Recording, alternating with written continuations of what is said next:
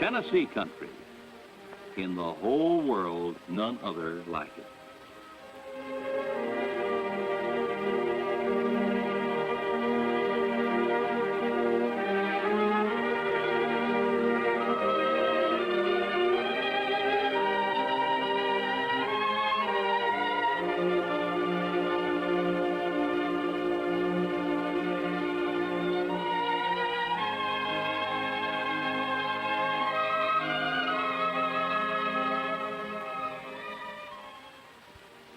I'm Grant Turner. I was born in Texas, but every chance I get, I'm out into the country exploring my adopted state. With a love for this land I like to think is equal to Roy McCall's. But the land has changed since Roy's ancestors crossed the Appalachians 2 centuries ago to settle along the Nollichucky River and then move west.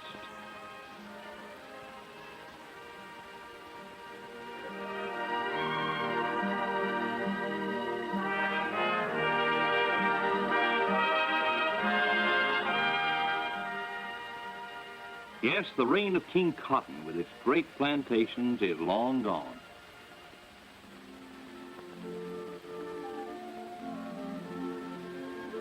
Today, Tennessee is a land of nearly 250,000 individual farms, growing almost every kind of crop. Farms in regions of high phosphate and other types of soils. Small marginal farms, as well as large farms in step with a modern agriculture.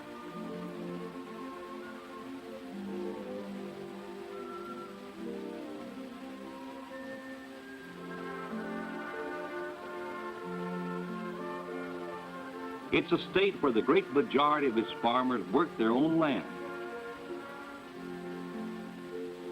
Honest, hard-working men, many with a pioneer tradition deep in their blood, and all striving in an age when agriculture is plagued with a host of problems to raise their income so they can give their families the good things of life.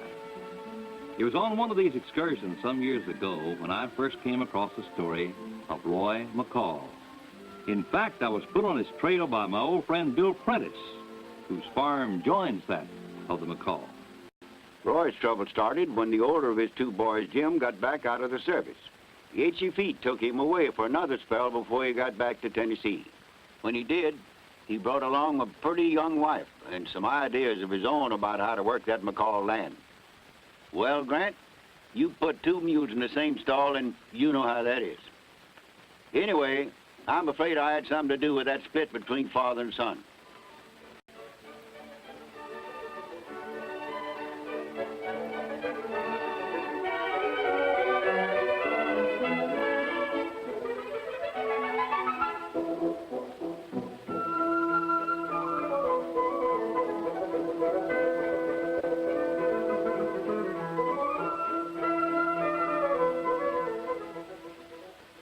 Sure, Jim. I get all my supplies from the co-op over at Danville. So far, we don't have a co-op in this county, but sure as we're standing here, someday we'll get one. Can we take a look at your corn? Yeah. Jim wanted to see my farm, and I walked him over the place. Seems like he was specially interested in corn. I soon saw why. It was a pretty sad-looking sight. Out in the storage shed, I found at least one reason for the condition of the McCall crops and pasture. 3 sand 6.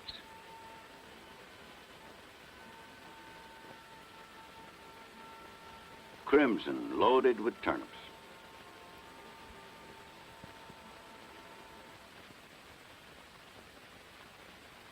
That's why we farmers need a co-op, son. We want quality. And when we own our own business, we get it. Though Mary McCall had passed away some years ago, Roy had never quite got over the loss of his wife. I think that had something to do with the way he treated his 2 boys and his daughter-in-law. What do you put your faith in, Dad? Well, that's easy, Jim. in my own two hands and the strength the good Lord gave me. Same as Tennesseans from the time of Andy Jackson. But you wouldn't know about that. I know this.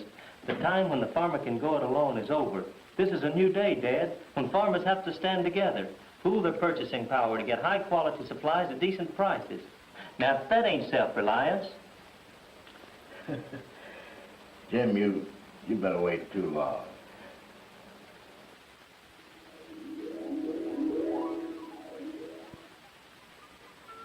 On my next trip to the co-op at Danville, Jim wanted to go along.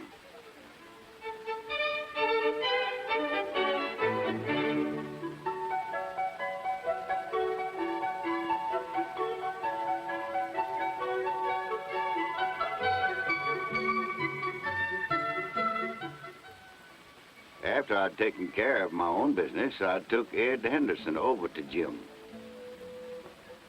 Jim, I'd like you to meet Ed Henderson, the co-op manager here. This is Jim McCall. Anytime a farmer's got a problem, Ed's the man to take it to. More often than not, he's got the answer. After I left them, Jim talked over his poor corn stand with Ed. And sure enough, he found the answer. Not only for his corn, but for some other problems that plagued the McCall operation.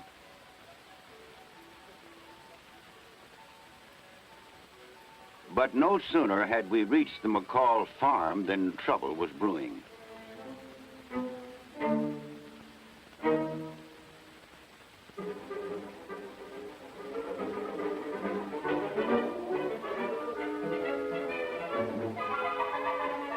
In fact, Jim had no more started to unload those supplies when sparks began to fly.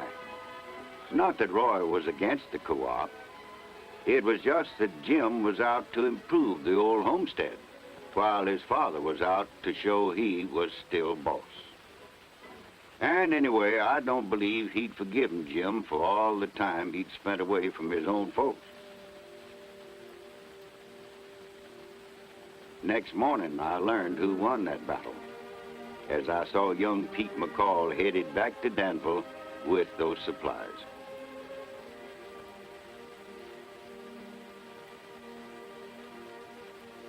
Roaming through Tennessee, you pick up lots of stories, but the McCall story stuck in my mind. When I next heard, Jim had broken away from his dad and was farming on his own, raising beef cattle and growing soybeans on a couple of 100 acres he leased. His father never went near that farm. Talk was, though too proud to show his feelings, Roy McCall was cut to the quick. Meanwhile, Jim was getting along fine, buying all of his supplies from the co-op at Danville, joining with other Tennessee farmers to patronize their own off-the-farm business.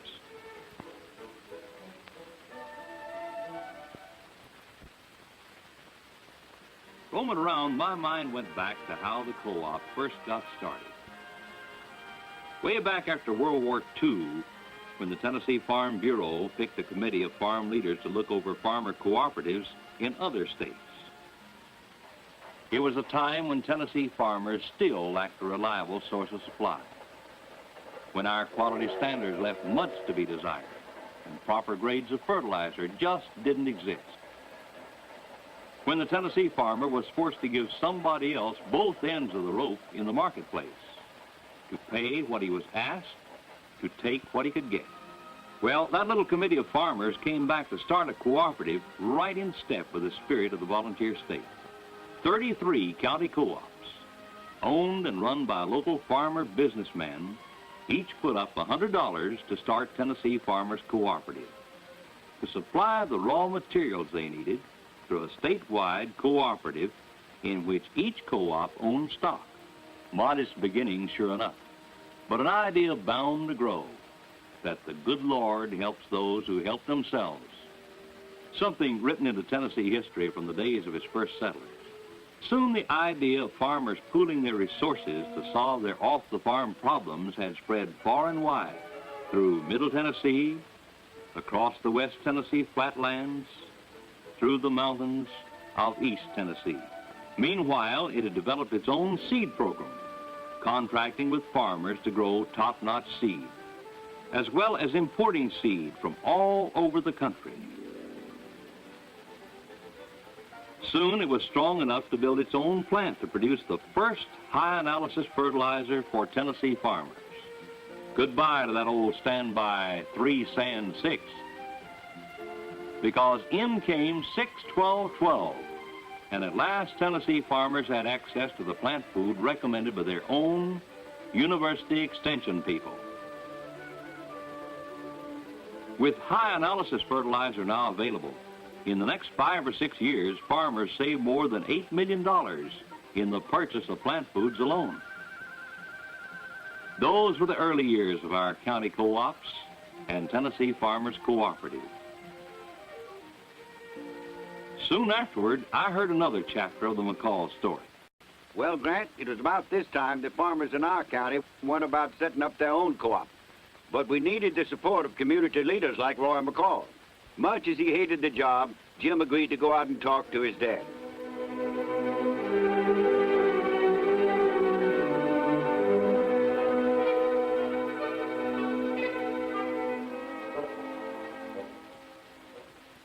Well, Dad? You know my answer. Well, at least come to the meeting. I'll be obligated to no man. All right. But remember this, the co-op's already done you a lot of good. You're getting better supplies at a better price. Well, it's raised the standards of every farmer in the state. So even if you won't join, you're still getting a free ride. On the coattails of men like Bill Prentice. Jim might as well have talked to a stone wall. The McCall pride, no son of his was going to lead the way, had made Roy stone deaf. 20 farmers or so gathered to set up our own organization, to file for a charter and set up our bylaws, selecting from among ourselves a board of directors, then raising money throughout the county to get our co-op off the ground, by us farmers buying stock in our own business. If that's not free enterprise, I'd like to know what is.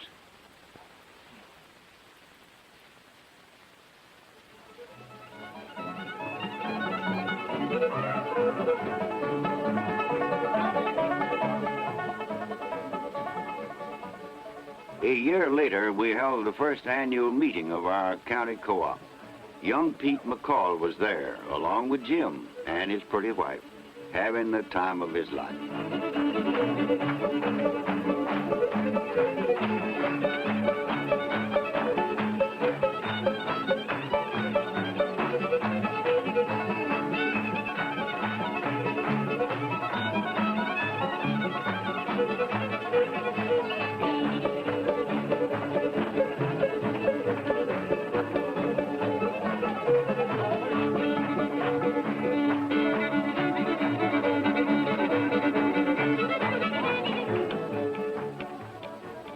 But not for long, for word came his father was outside.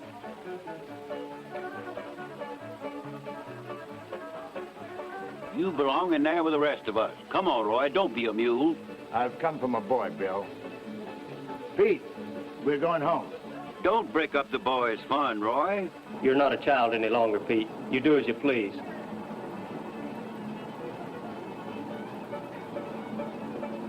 Pete!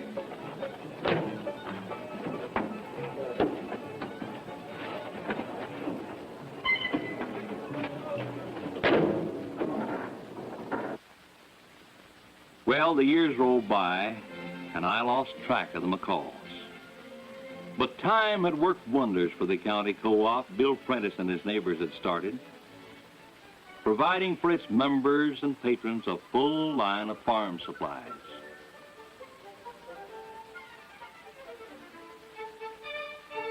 Including the finest plant foods available, with every particle containing the same amount of plant nutrient. with more than 80% of all mixed fertilizer tonnage sold in our state of grades originally introduced by the co-op. Tennessee Farmers Cooperative had also been busy building its first feed mill in 1958. In 1959, a tire recapping plant, as well as fertilizer and other plants throughout the state. Meanwhile, co-ops all over the state were passing on savings in the form of patronage refunds or preferred stock to thousands of co-op members, contributing also to the economic well-being of Tennessee and the nation through taxes paid by the co-op members on this income, as well as improving the quality of food bought by the Tennessee housewife, produced at less cost than ever before.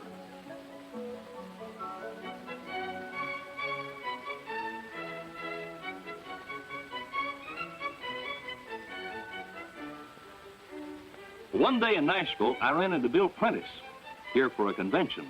Over lunch, Bill brought me up to date on the McCalls. Well, what about Roy? Young Pete's taking over more of the load out at the home place. Got stronger, too. Stands right up to his dad. That boy's the whole world to Roy McCall, and why not? He's all Roy's got left. Now and then, Pete would run into his brother in town. By now, Jim was on the board of directors of his co-op. But out of respect for his dad, Pete still took the McCall business to John Russell down the street. One day, Jim had a visitor come to inspect a recent addition to the McCall family.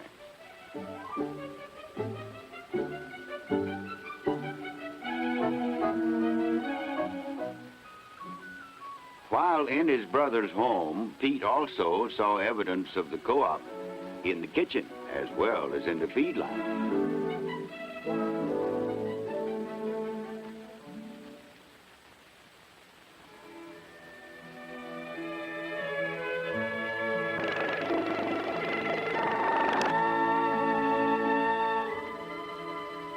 When he reached home that night, Pete was acting a bit strange.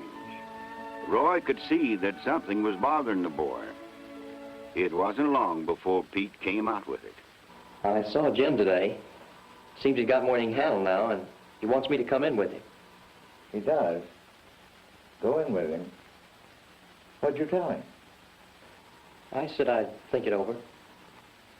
Pete, someday this farm will be yours. I've been meaning to tell you for some time, but, well, I hope you stay with me, son. That's as far as Roy McCall went, as far as he could go, even though he was all torn up inside. There was no more said till a month or so later. The McCalls had been having trouble with their dairy herd. One day, after going it alone for some time, Pete decided to take his brother's advice and talk to the co-op manager.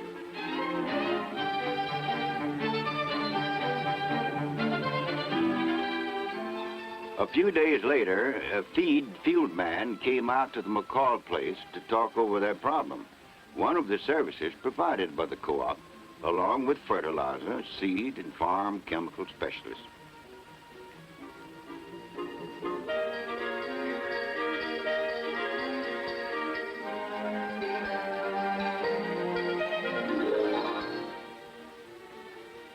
Roy McCall got wind of what was happening, but he held his temper. His boy spent the best part of that morning with that feed man and ended up by ordering a load of dairy feed.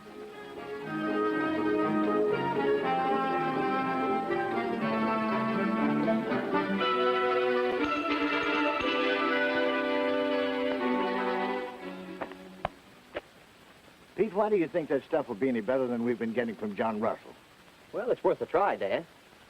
I can't turn my back on old John. Been trading with him for years. I don't think that's your real reason. No? Listen, Dad, thousands of Tennessee farmers are doing business with the co-op. Well, they can't all be wrong. Stands to reason. The farmer can get a better deal buying his supplies from his own co-op than if he goes it alone. I still can't do it, Pete. Oh, you're just spiting yourself on account of Jim. It's no use, Dad. We don't see eye to eye. I want to stay ahead in this farming business. You keep looking back to yesterday. Unless you at least give the co-op a try, I'm going to take Jim's offer. Well, there it was, laid on the line for Roy to take or leave. Poor Roy. He couldn't let Jim know he'd been right all these years, yet he couldn't afford to lose Pete either. I'm tired, son. Give me time to think it over.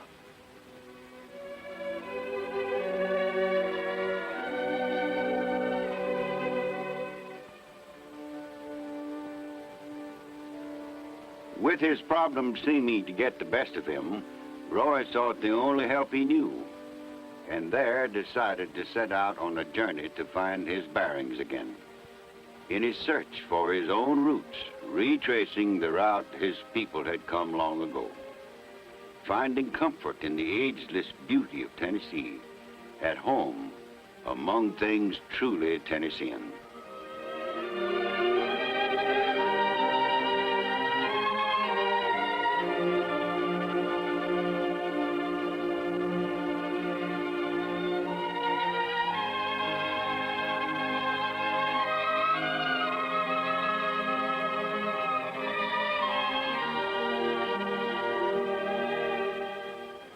One day, Roy happened to come across a co-op elevator where his son, Jim, sold his soybeans. For the co-op had now moved ahead in another direction, for the first time offering Tennessee farmers a marketing service for their crops. At Knoxville, Roy came across still another co-op facility. And at Chattanooga, he was in time for Tennessee Day. Farm families coming from far and near to celebrate the opening of their own co-op nitrogen plant, to make nitrates for Tennessee soils, another sign of the growing strength of the co-op in Tennessee. On his way to Nashville to visit the Hermitage, Roy stopped off at Laverne. There he saw what farmer cooperation, belief in self, along with a willingness to support that belief, had built. A seed laboratory,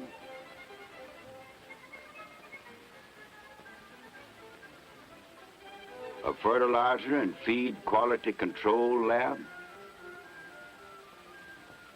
modern warehouses,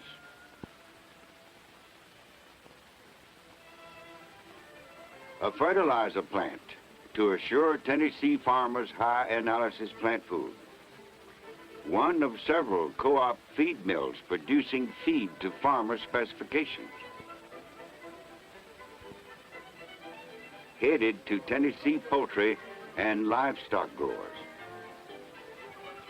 All part of a farmer-owned business aimed at helping farmers to help themselves. A network of modern, efficient facilities, result of what vision and dedicated effort had built.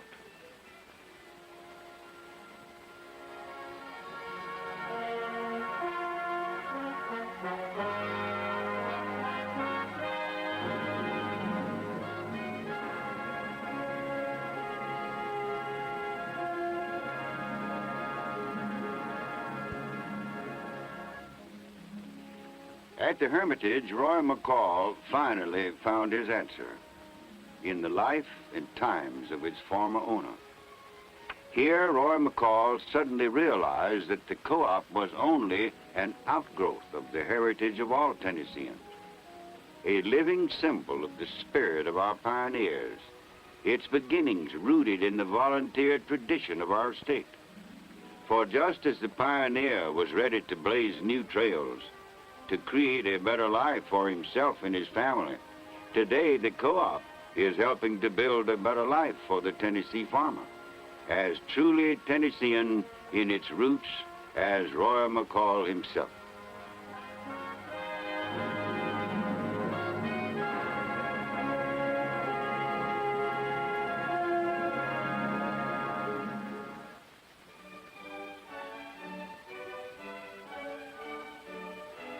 Today, Roy McCall is a dedicated member of his co-op, an important part of Tennessee Farmers Cooperative.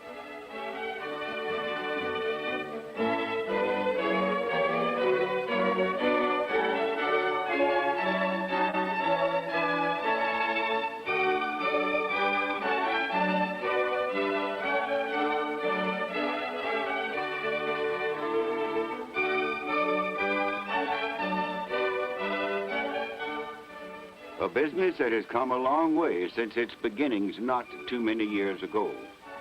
A business with outlets in almost every county of the state. But the co-op can go still further on behalf of Tennessee and Tennesseans, as it continually strives to find new and better ways to improve the production efficiency of our farms and farmers.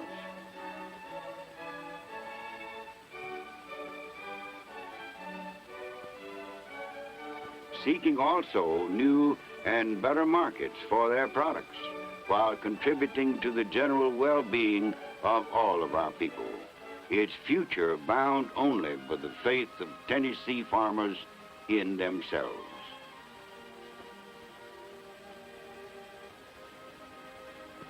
Not long ago, I heard the last of the McCall story.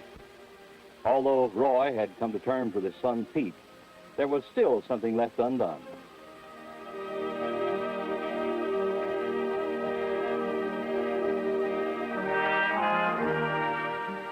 The McCalls were at last reunited, and I like to think the co-op had something to do with it.